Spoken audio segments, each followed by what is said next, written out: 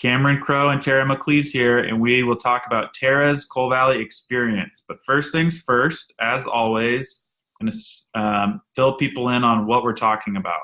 So the context is a little over 2 months ago, which is crazy. It's only been 2 months, but I wrote a blog post. It's right here, and it was intended to be me getting something off my chest that I'd been thinking about and had strong opinions about for a lot of years, and that was looking back on my high school experience. I loved it when I left, and then over time, looking back, I thought, oh my God, that is like maybe one of the worst things you can put a kid through in terms of like opening their mind or closing it. And I had all these issues with that school, looking back, and I wanted to get it off my chest. And,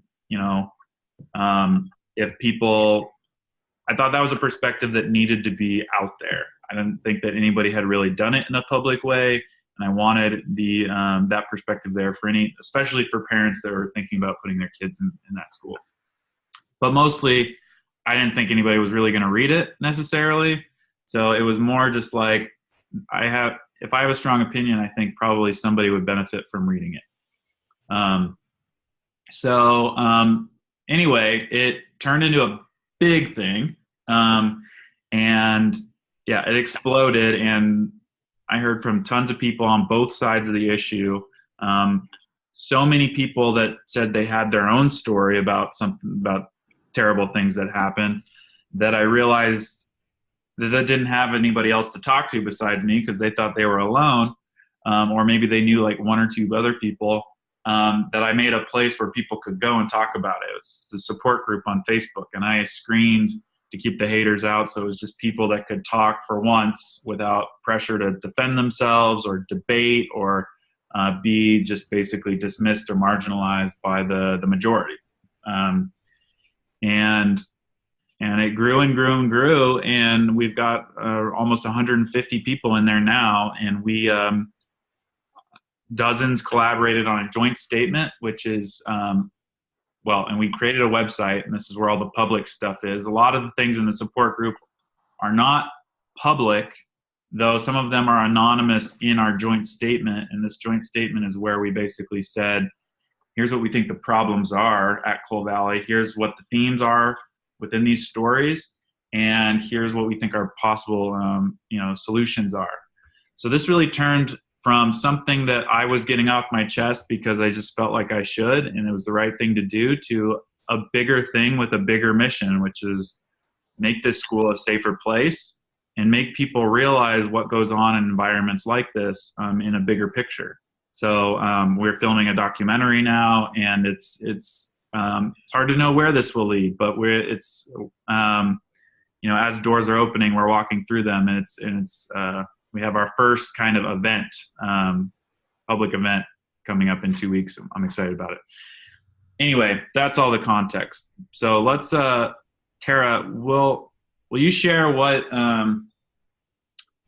when did you see it, and what did you see first with this, and what went through your mind?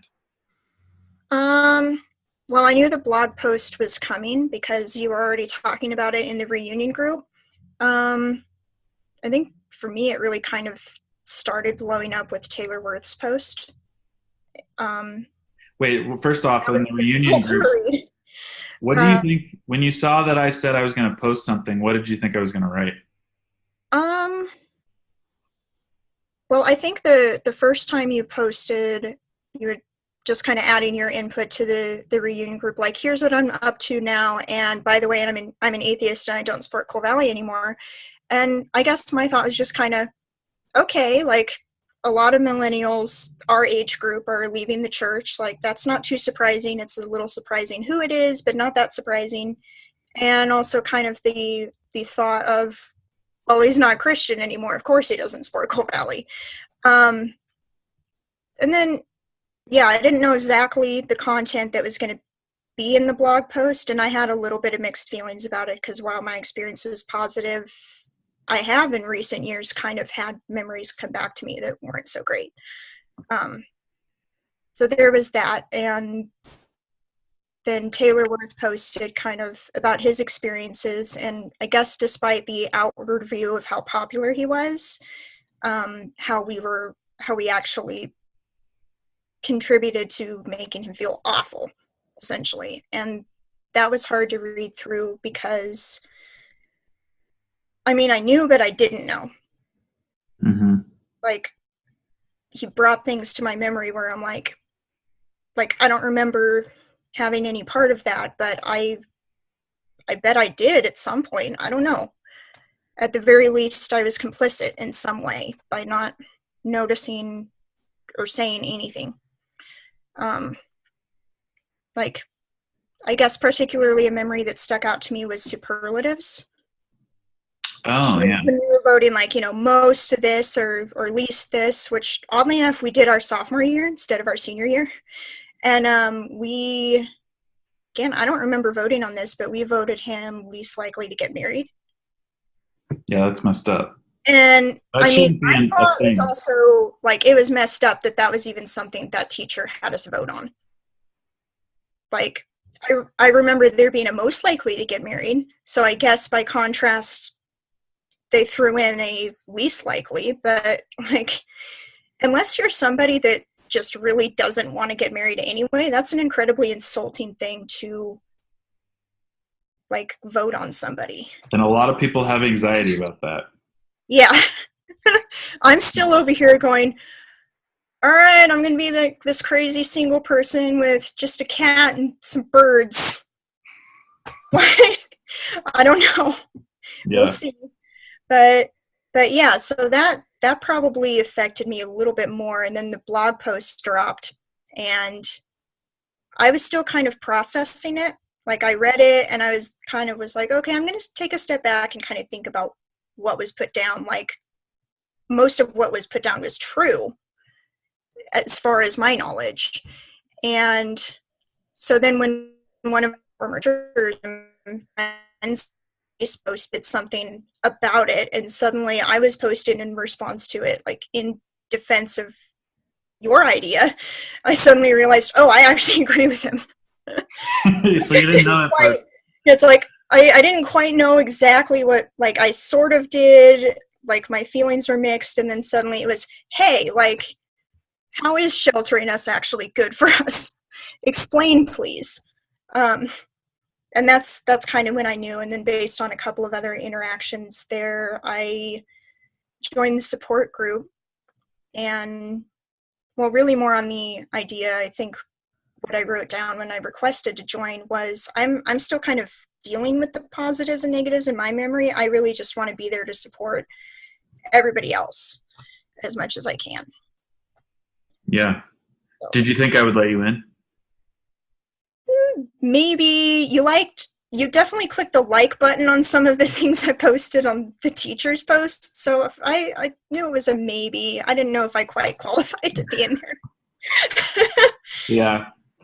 Yeah, no, I've only, so I think I've accepted in like 160. And then some people have left. If I may interrupt for a second, Yeah. For those of you that don't know, Cole Valley is a really small school.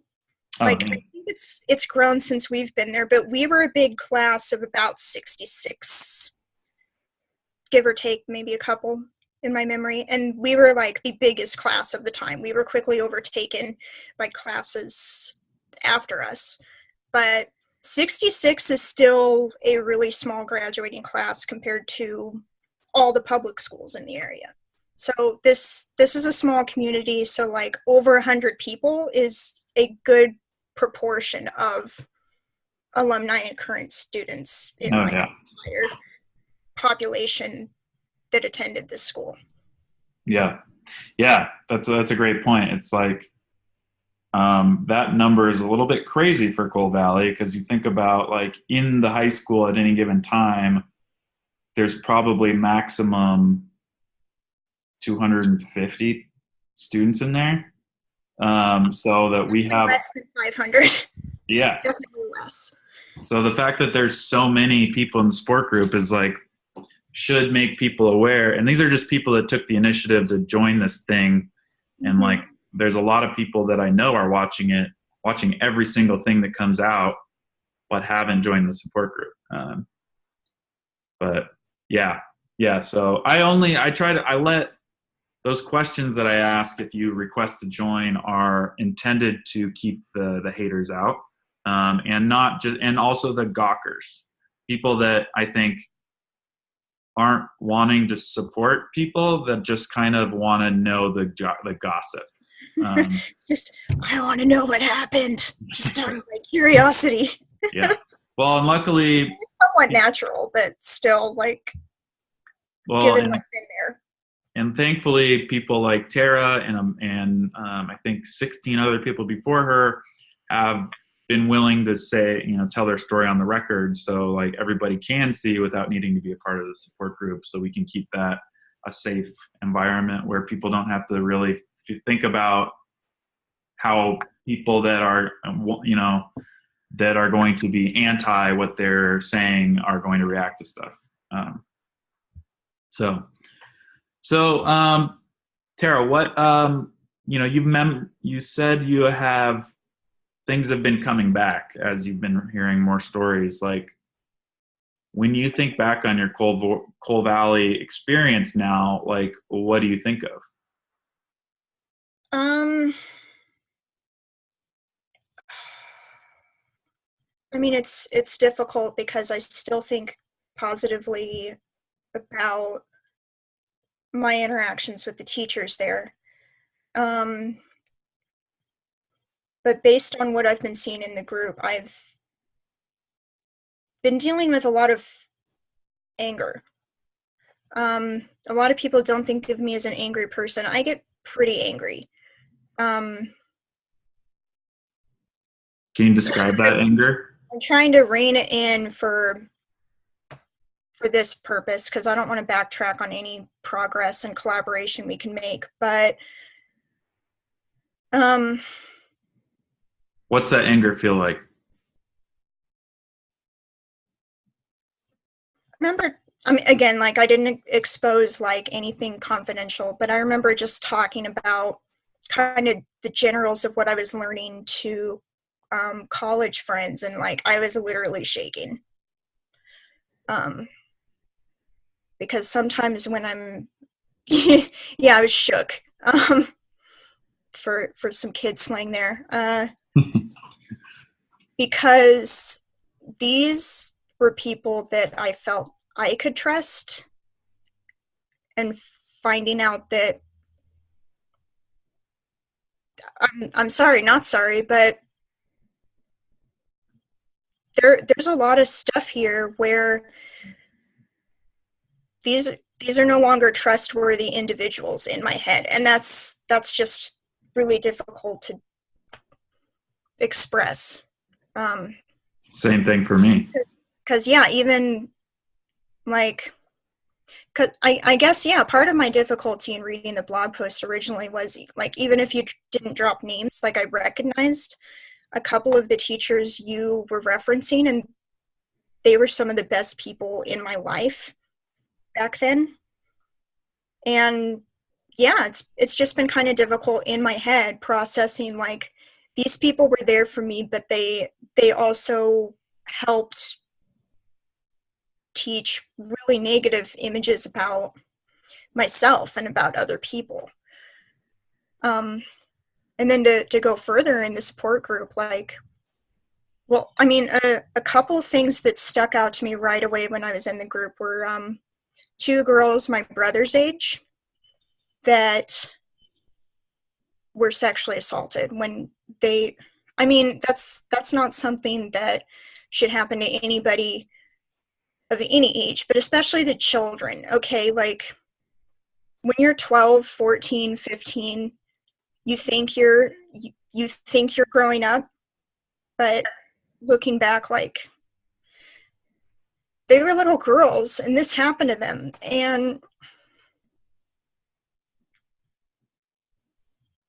And the people who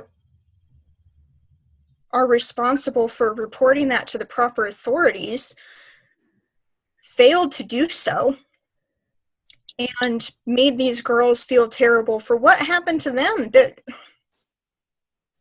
that's nobody's fault if that happens to them, especially if you're freaking 12.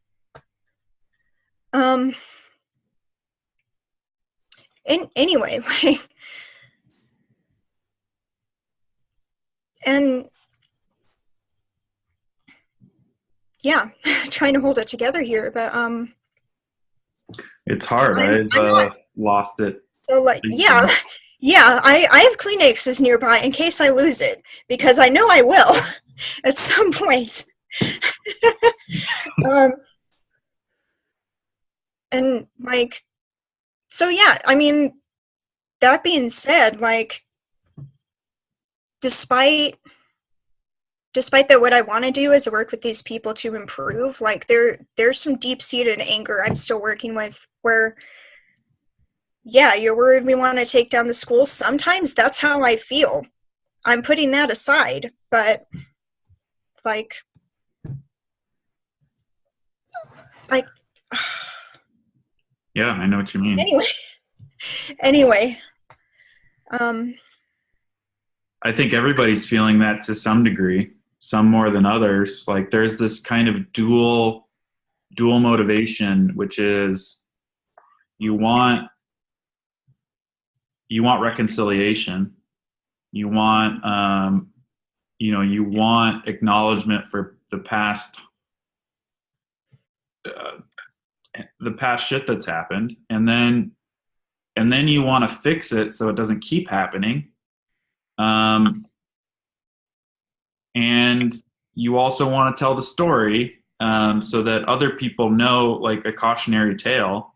So other people, this doesn't probably only happen at Coal Valley, but like especially these like two, like how do we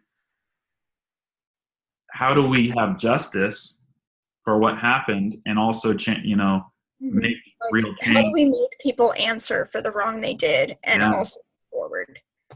And I think that at different times, different people, aren't ready to, to work together with these people because they're so hurt by their own experiences, but also the experiences that they've read others that were basically shielded from the public's view, and that's why none of us knew about them. Yeah, like, and I guess, like, on that note, I just want to say for the record, it's not that these issues aren't issues in other places, and like some of what I'm going to talk about are also issues in public school. In like a different way, though, I would say, because for me, when you attach doing it in the name of Christ to it, and I'm still a Christian, don't get me wrong, but when you attach doing it in the name of Christ, or doing it in the name of like your belief system, it's that much worse for me. Yeah, I mean it whether you mean some things to be that or not, they feel like they're connected to salvation. Exactly. It drives it as deep as possible. For example, like, dress codes still exist in the public school system. Like, I've read online about young girls in the public school system protesting being dress coded because it's distracting the boys. So while it's kind of the same misogynistic idea, it's not as attached to morality as it is in a Christian school. Well, it's don't make your brother stumble. Same idea, worded religiously. Therefore, given that much more emphasis, and like you're essentially shamed. It's a sin then. Yeah, it's like it's then a sin, which, like, how is it a sin to exist in my own body? In more ways than one, We'll get there. We'll get there. So anyway, you were saying you're now, how you think about your Coal Valley experience now? Yeah. Well, a little bit of background. I was there since 5th grade. I wasn't there since kindergarten. I was at a different Christian school before I came over. Which one was it? Maranatha Christian School. Seems like a lot of Cole Valley kids came from Maranatha. Yeah, it was kind of Cole Valley Prep? A little bit. Again, I don't have as many memories of that because I wasn't there as long, and that's even further back for me. And it's a little tricky because it's the one attached to the church I grew up in. So basically, when my parents took me out and transferred me over to Cole Valley between the years of 4th grade and 5th grade, I think there were a couple of people at our church that were not so nice to us anymore for doing that. I have no memory of it because I didn't really pay attention, but my mom was like, yeah, there was somebody who just like absolutely snubbed me for, and I knew it, like there was no coincidence there. It was at the same time I took my kids out of Maranatha. Sounds familiar. Yeah. It was yeah, sorry anybody who I grew up with who happens to come across this video, but and especially around the time a lot of kids were switching from Maranatha to Cole Valley, because it was happening a lot. There was almost the sense of leaving for Cole Valley was more of a betrayal than leaving for public school. Really? Yeah, it was, and I remember noticing that even as a little kid, being, wait a minute, they're talking about like the evils of public school and why your kids should be in Christian school. If you go to a different Christian school, they're angrier with you than if you switch to public school. And the pastor's kids even like switched to public school once like Maranatha had a small enough population they had to shrink from all the way through high school to like just 8th grade. They just didn't have enough people going anymore. They couldn't Interesting. doing high school. And I think it's still just through 8th grade. I'm not sure. They're still there, but like, I don't know. But I remember that. So there was already like this sense that we had betrayed our church. And then I come in 5th grade year, and again, I don't remember that much about it, except there were like a couple kids. Well, there were a couple of like, there were like 2 main kids that were always picking on me, but like, I'm pretty sure everybody contributed at some point. I'm sorry, anybody, all the Cole Valley kids. I mean, there were a few I can think of who didn't. So I apologize to like anybody who was in my class in 5th grade who didn't do anything mean to me. I just don't remember. As far as I know, like, if you weren't actively being mean to me, you also weren't really my friend. So. Was I one of your bullies? I didn't know you in 5th grade. Okay. So I can't tell you that. Because you weren't in my class. I realized I was a bully to way more people than I remember, so. Yeah. And, well, I remember the summer after 6th grade, I got a phone call from you apologizing for, like, you were telling me that you and a few of the boys were making fun of me behind my back, and you felt the need to call me and apologize. And I remember and you weren't in my class, this was during the time when our classes were really like, separated out. So I remember thinking, okay, he's not even in my class. I forgive you. I mean, I think it's important to forgive people. But yeah, I was like, okay, you know who I am, and you made fun of me. Okay. Yeah. I didn't know you knew who I was. Kind of a weird interaction, but yeah. Yeah. I mean, when I did talk, I was this weird kid who was a little too obsessed with her animals, but oh well. So you were bullied? I was bullied. I can't give you exact stories or details, but I know that I was. I remember that I was. I don't remember exactly how. I could tell you I was also bullied at my previous school. I actually have more memories of that than I do getting bullied at Coal Valley. But again, you know, I was kind of picked on as a little kid. When you're the little quiet girl that cries easy, and until about like third grade couldn't say her R's correctly, you're going to get made fun of. Um, yeah. So you moved over to Coal Valley and were bullied up through Up sixth grade, at least as far as I know about. Maybe stuff, again, like seventh grade on, maybe people were still making fun of me behind my back, but at least I wasn't aware of it anymore. So I can't tell you what people thought of me junior high on, because nobody really said anything negative to me. And how do you remember junior high and going into high school?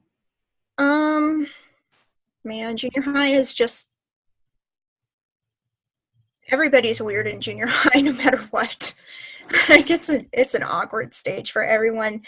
I made my best friend in 8th grade when she joined in 8th grade. So I guess, like, yeah, something I can note looking back is I think the best friends I made at Coal Valley were people who also had not been there from the beginning. So other people, so like I can't really say for sure, as other people have said, that like if you weren't there from the beginning, you weren't in. So when I'm looking back on that, I'm like, well, okay, yeah, maybe that was the case, because all my friends were people who had not been there from the beginning. I never really made those friendships with kids who had been there since kindergarten. Interesting. The clickiness. Yeah, I mean, and it's not that people weren't nice to me, it's that I just wasn't quite a part of the class. As close as our class was, I was just kind of on the outskirts of that. Yeah. I mean, you know, if people did interact with me like in class or in various social occasions, like dances or something, like they were nice. I had a few interactions with people, but like I was never quite meshed in. Plugged in, yeah. Yeah. So made your best friend in 8th grade, and my second best friend in 9th grade. Okay. So yeah, as I've said, because yeah, I think I said that when I posted in the support group. I'm like, I made my 2 best friends at Coal Valley. Neither of them finished at Coal Valley, but I'm still friends with both of them. So I wouldn't take that back. And again, like one of the reasons why it has been hard to read through these stories is because, you know, outside of a couple of students, it was the teachers who really made me feel like I belonged. So other people have, you know, talked about bad experiences where like the teachers were even involved in ostracizing and bullying them. And I'm here like, what? Like, even if my class sometimes made me feel alone, the teachers never did.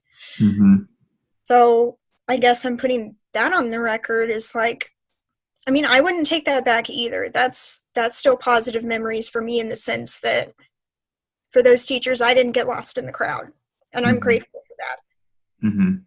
I'm really sad they didn't do that for other people who needed it more.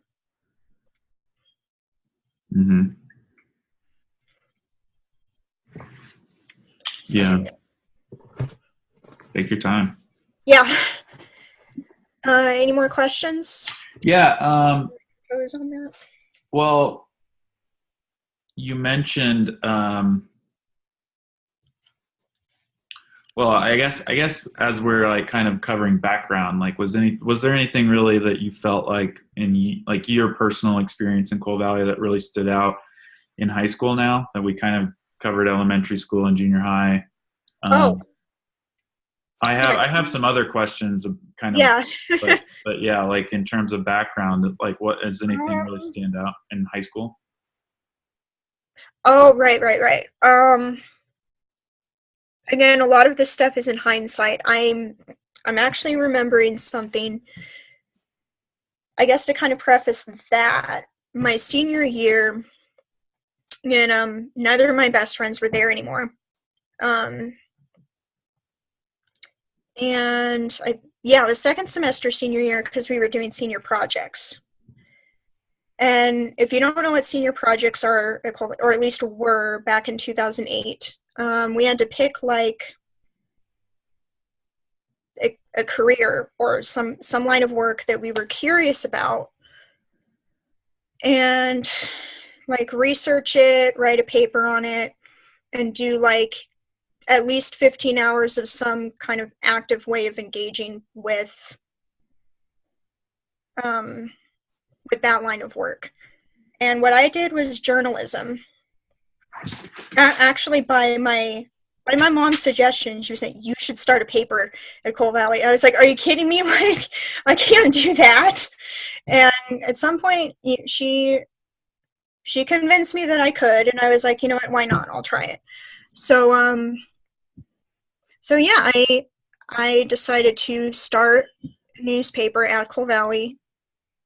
Sounds weird because a lot of schools already have school papers. Coal Valley did not at the time. I don't, as far as I know, they still don't. They maybe tried to keep it up a couple years after I started it, but I don't think they maintained it. Um, so I actually found the first edition that I published when Nice. I was tidying all my stuff. And yeah, on the front page, the front page story is a day of fire alarms. I don't know if you remember this, but there was a day where the fire alarms were just going off, on and off all day. We probably spent more time out of class that day, all lined up because the fire alarms going on. It's not. It was actually happening. There's no way they would schedule a drill multiple times a day and take us out of class that much.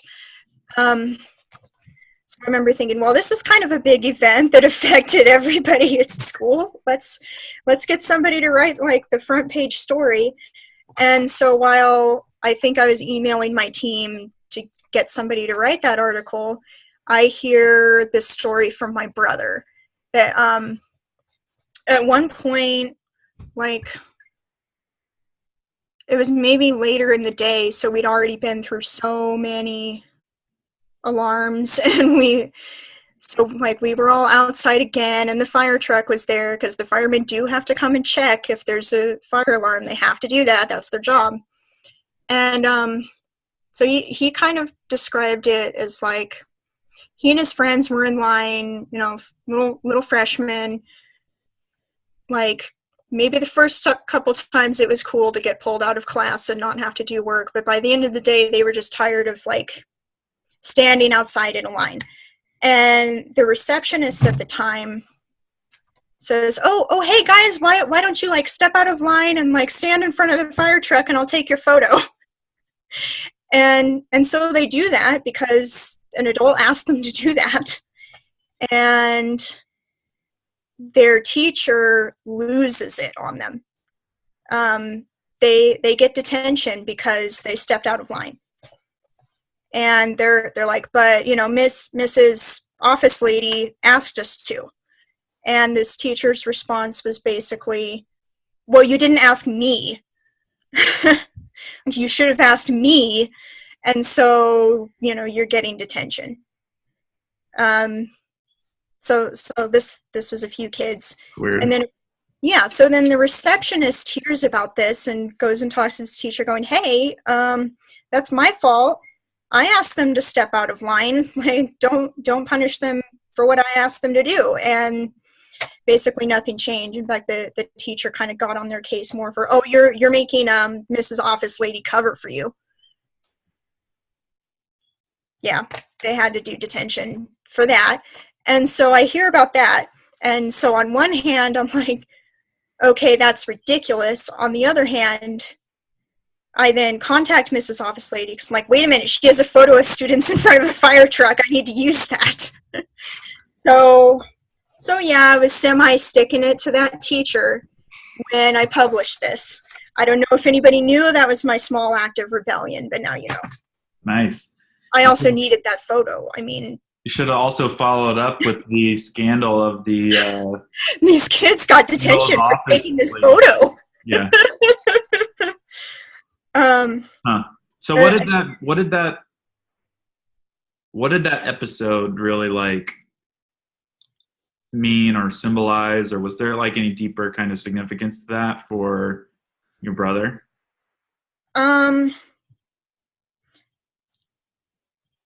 Well, obviously, well, yeah, we were talking about it. It was like, well, obviously it was a power play.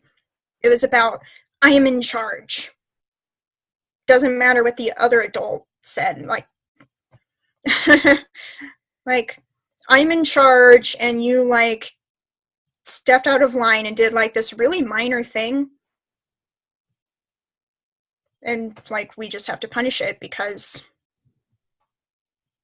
My absolute authority was, like, somehow well, yeah, we've been talking, yeah, it's like we've been talking about, like, this sense of authority, and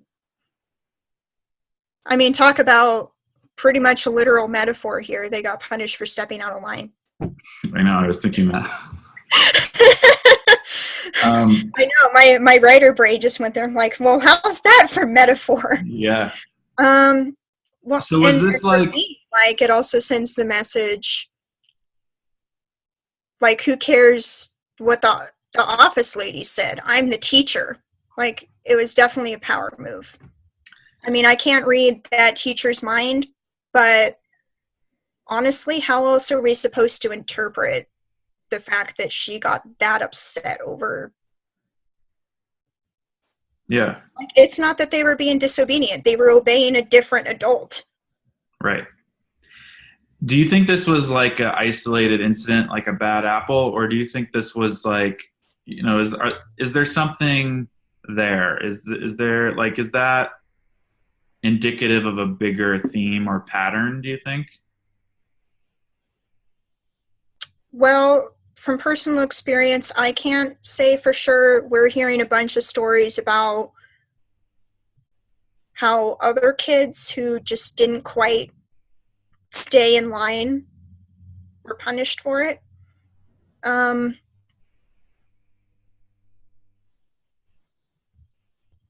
Yeah, that's not something I can say for sure from personal experience, but if you just listen to all of these incidents together, it does start to make a pattern. One thing that I wanted to come back to that you said was, I can't remember exactly how you said it. I think you said you were being wronged for, like, being in your skin or being in your own body or something like that. Oh, yeah. Can you explain more what you meant by that, and if, you know, what that means to you? I think I was talking about I think you're talking about dress code, but I'm wondering if that's yes. Like, what can you clarify? Again, in hindsight, when I was in school, I didn't have any problems with the dress code. In fact, like, that was something I absolutely went along with. I was really careful to follow it. That being said, as I noticed, like, which girls were getting in trouble for it in memory, it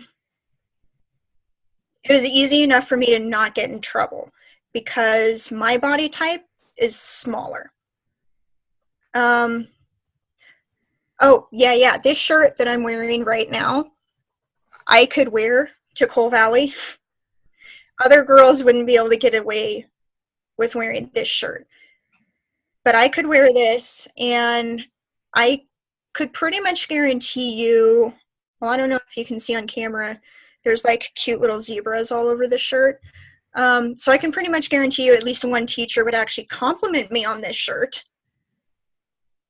Whereas like other girls with a different body type than mine could wear this same shirt and be shamed for it. Why? Be told why. Okay. All right, I'm touching on body type. For me, like the way I've developed, I don't really have cleavage. Pretty much if you have any bra size larger than mine, this shirt's going to show cleavage. And essentially because of how we've sexualized our boobs, those girls are either going to be told to change, they're going to have to wear the large humiliating shirt. The dunce shirt. The dunce shirt. Any girl with a different body type from mine that is in any way larger is not going to get away with wearing this otherwise okay shirt. So you're absolutely shaming girls for something they have no control over. I have no control over the fact that I'm smaller and it's easier for me to cover up. Just as they don't have any control over having larger features. Yeah. And having it be more difficult to wear something. We're like, does that clarify it? Yeah, it does. And do you think this whole, feeling wrong for being in your own body, does this translate into, is this a bigger thing than just dress code at Coal Valley? Like, does this go deeper? Yeah, I would say it goes deeper because I remember in general also being taught that women are supposed to be submissive.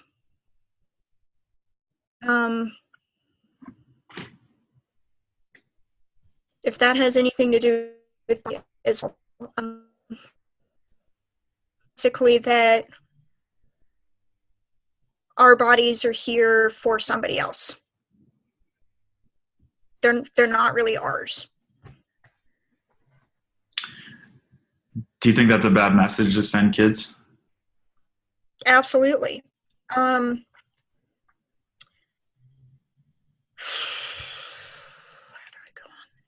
Trying to explain. I guess particular anecdote that came to mind, not even during like this whole thing. It actually came to my mind a couple years ago, and I had forgotten about it, but I was having a conversation with a good friend, and the memory of this chapel came up, if this helps illustrate it.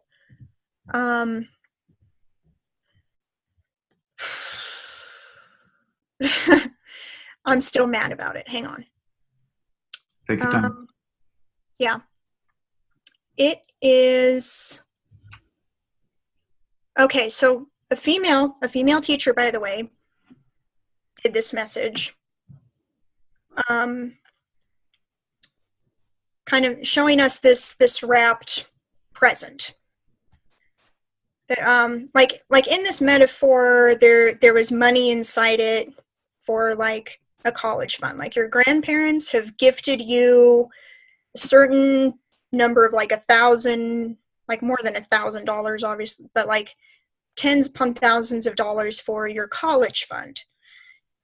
And as the story goes on, it's like if you're like sneaking open part of the package and taking out a little bit of money to buy fun stuff like an iPod or various things you want instead of college. Going, well, I have all of this, so I'll just use a little bit on like this one thing I want. And the story kept going and kept going, where you were taking out more and more money. The wrapping paper was getting ripped open more and more. Until she says, and then you graduate from high school and it's time to pay for college and like, look what you have now. and the wrapping paper was in shambles. The box was open and there was nothing. And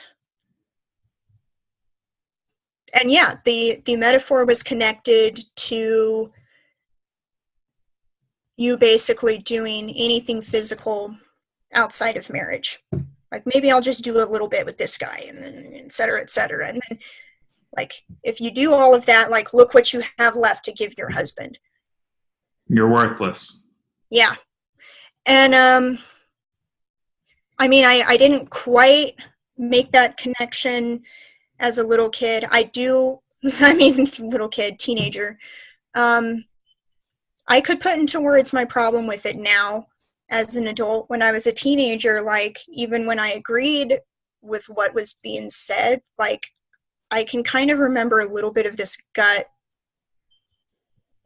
feeling looking at essentially myself being compared to this cardboard box with destroyed wrapping paper.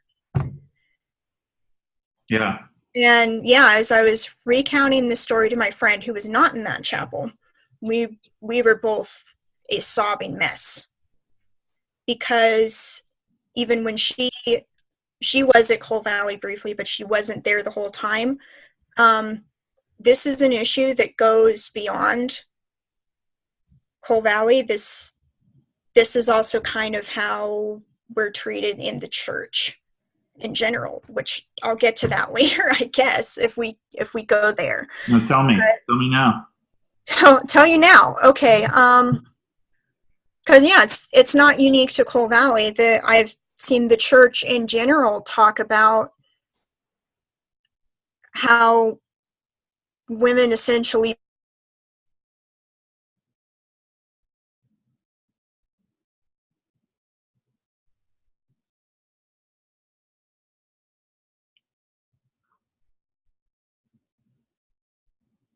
You there, Tara? I think I may have lost you. Hello? Hello? Hello?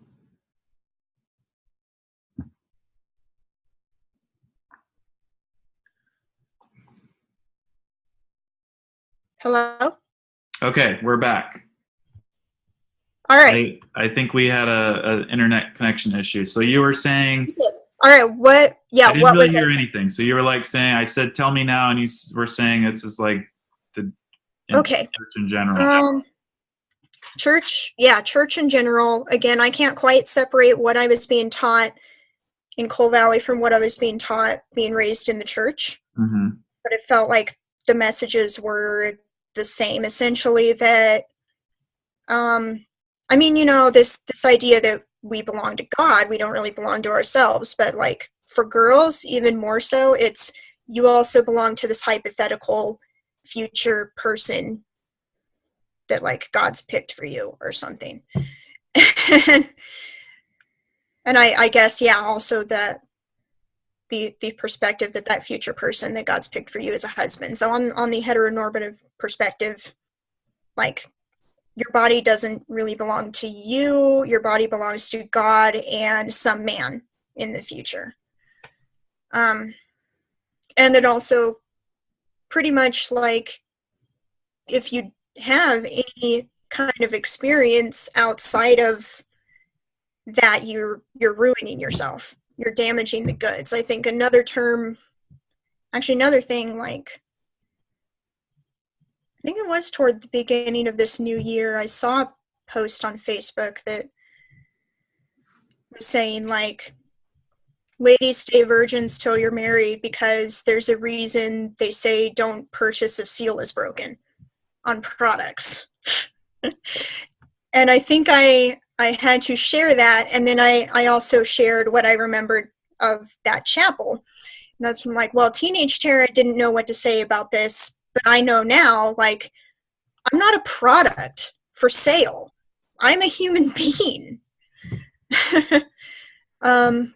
Or yeah, the thing I was remembering, like, when looking at the present that I couldn't quite put words to is, I'm not a present. In And you realize that then, or just now looking back?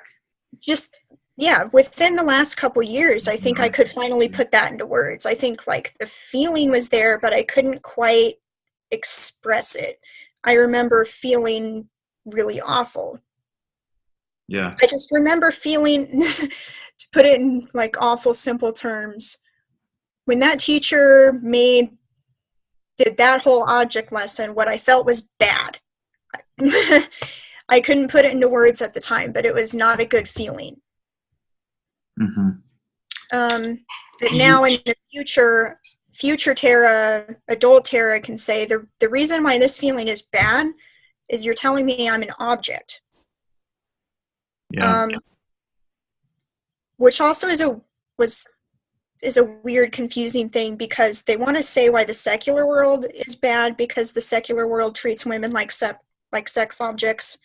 But the more I've looked into how Christianity treats women, we're still treated as sex objects, just in a different choice of words. Do you think it's worse? In some ways it's worse because people take those Bible verses out of context. Because, yeah, the whole idea that wives need to be submissive is actually a Bible verse taken out of context, and used to tell women that they're not equal, essentially. So for me, like, I can't really talk that much about how it is in the secular world because I've been in the bubble for so long. I don't know what it's like being a girl not raised in the church. For me, the fact that God is being used to argue that I'm unequal is a lot worse. Mm-hmm.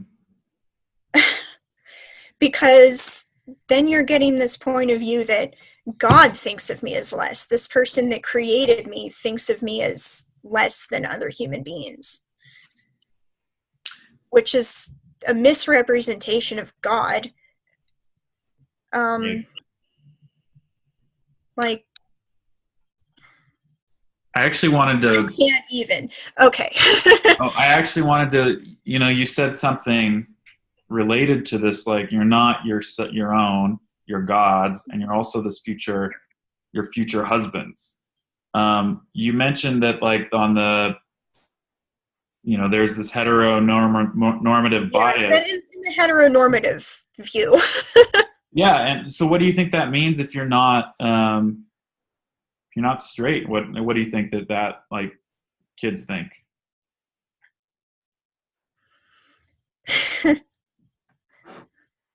Some part of me looking back is actually so happy that I didn't know when I was in high school, because based on other testimonies, being an adolescent is already hard. Being an adolescent is already hard without also being systematically convinced that there's something seriously wrong with you.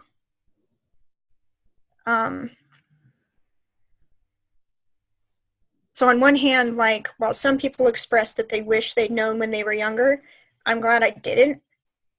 Those are still feelings I'm working through. Like, I'm really glad I did not know back then, because I don't want to add that burden to younger me.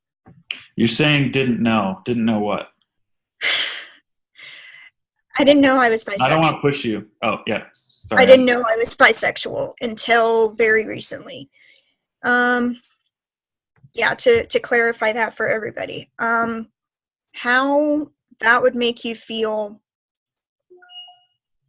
when you were already going through the difficulties of adolescence and what was being taught to you. Well, yeah, I mean, for me, always taught that, like, my body belongs to some future man that I'm going to marry, which for me now, like, there's not a guarantee I'm, like, if I get married, there's not a guarantee it's going to be to a man. I don't know. Yeah. For other people who knew they were gay, and for sure it was they didn't want to get married to somebody of the opposite sex.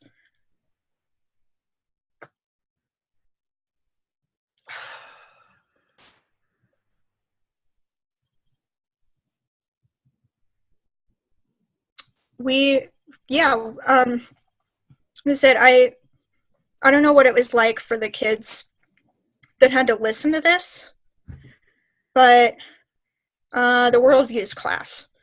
I didn't remember when you were talking about like a specific example of stuff that was meant to gross us out. I still don't remember those specific examples. But when homosexuality was talked about, we were supposed to be disgusted by it. Because, yeah, people like being gay is an abomination. It's a word I remember. They're all diseased or more likely to be diseased. Or, you know, they're just gross and they're sinning. Like, you are sinning just being who you are. And yeah, I think, yeah, it's not a choice. It's a huge part of who you are. And like, what is the American Psychological Association recognizes it as an actual biological thing that is not a mental illness. Sexuality is a huge part of your makeup.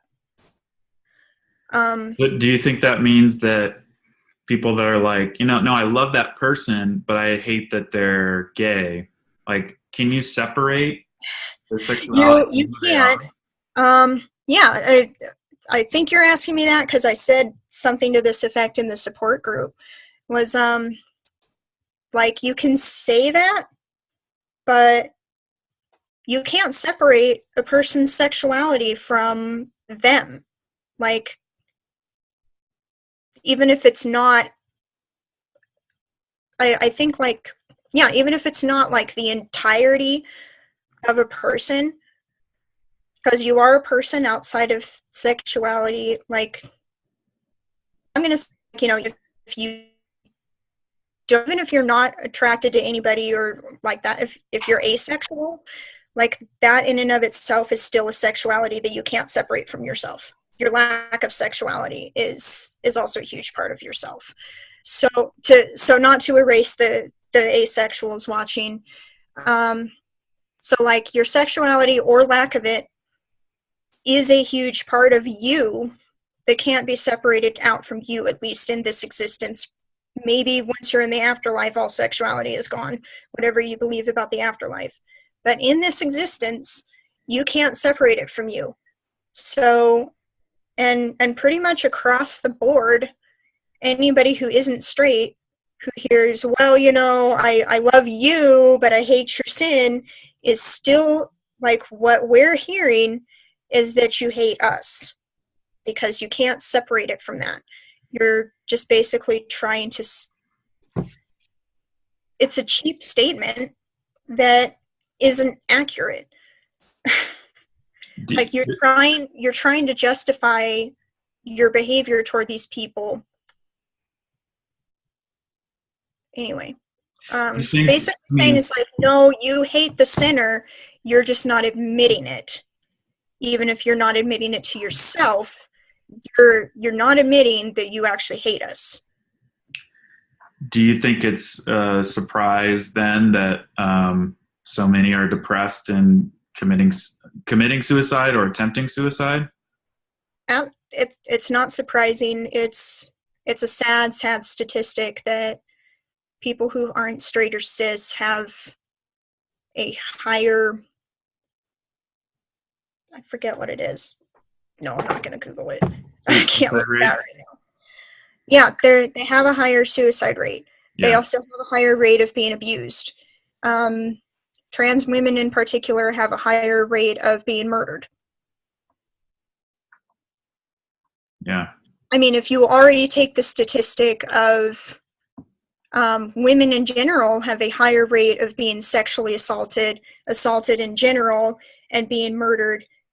You add trans women to that, it's even higher. But we talk about how they have to change. Yeah. Yeah. No, if I talk about it too much, I'm going to melt into a ball of rage, but maybe you want that. Well, I think we actually have to, I'm down to my last question now, because I actually got to be somewhere really soon, but we can always do a follow-up if you want to do another round. I'm open to that. If there are more things you want to. I noticed it's already been like an hour, so. Last question. There's a what's your message to non-straight kids in Coal Valley? Oh my God.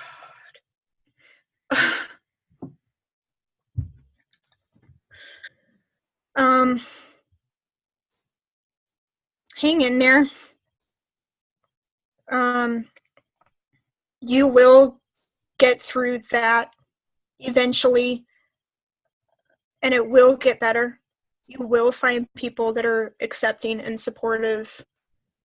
And if you're thinking about hurting yourself or leaving this world, please don't. Don't deprive yourself of the opportunity to make things better. Because you can. Whether or not Coal Valley gets better or not, survive. Get out. Find somebody who does care about you, and who does care about you for all of who you are. And doesn't just say that. Somebody who actually does.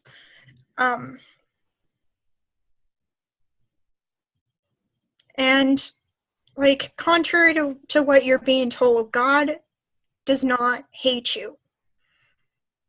This idea that, I don't know where this idea that God hates anybody came from, because the whole thing that we base our religion on is that God so loved the world, meaning God loves everybody.